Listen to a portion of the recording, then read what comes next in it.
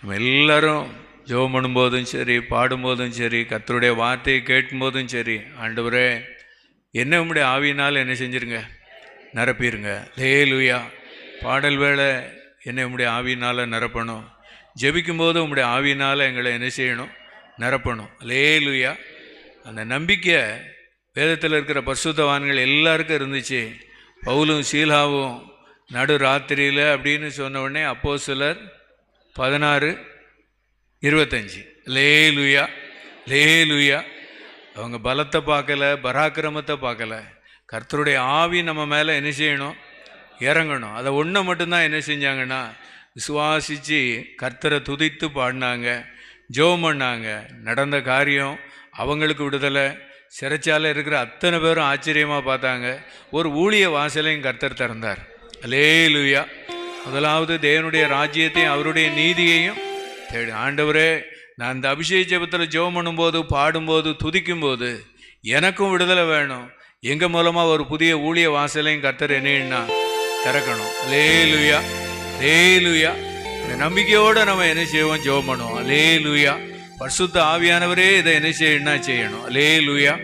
கண்கள் மூடி எல்லாரும் இந்த பவுலும் சீலாவுக்கும் நடந்த அந்த தேவ வழிநடத்தல் எனக்கும் வேணும்னு சொல்லி நான் ஆசைப்பட்டு நான் ஜெபிக்கிறேன்.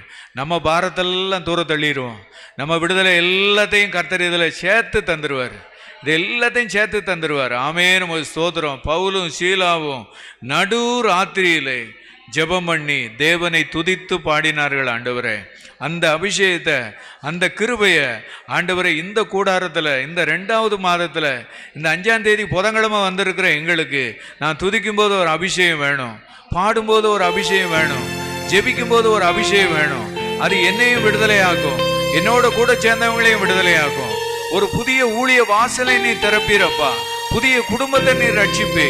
ஆண்டவரே, இந்த நம்பிக்கையோட நாங்க ஜெபிக்கிறோம். ஆண்டவரே, இந்த நம்பிக்கையிலே எங்களை நடத்தி கொண்டு இருக்கிறேன். அதற்காக உமக்கு ஸ்தோத்திரம் ஆண்டவரே. அதற்காக நாங்க உமக்கு நன்றி செலுத்துகிறோம். இந்த வருஷத்துல எழுப்புதல் ஜெபைக்கு ஊழியத்துல நாங்க சந்திக்கப்பட்டது போல ஆண்டவரே, இன்னும் அநேக குடும்பங்கள் சந்திக்கப்படணும். இன்னும் அநேக குடும்பங்கள் சந்திக்கப்படணும். அநேகருக்கு இந்த திட்டங்கள்லாம் போய் சேரணும்.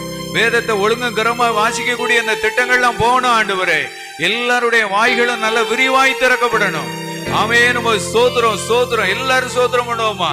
இப்படி ஜெபம் பண்ணி பாடி துதித்து ஜெபம் பண்ணனாலதான் சென்னையில கர்த்தர் ஒரு 11 சென்டர்களை கர்த்தர் எழுப்பினார். 11 குடும்பத்தினுடைய வீட்டு வாசல்களை ஊழியத்துக்குன்னே திறந்தார். ஆமென். ஸ்தோத்திரம் ஆண்டவரே. அது எல்லாம் இன்னைக்கு ஒன்று சேர்ந்து ஒரு குடும்ப முகாமா கர்த்தர் நடத்திக்கிட்டு இருக்கிறார். இது எல்லாம் நடந்ததெல்லாம் எப்படின்னா, நம்ம காலையில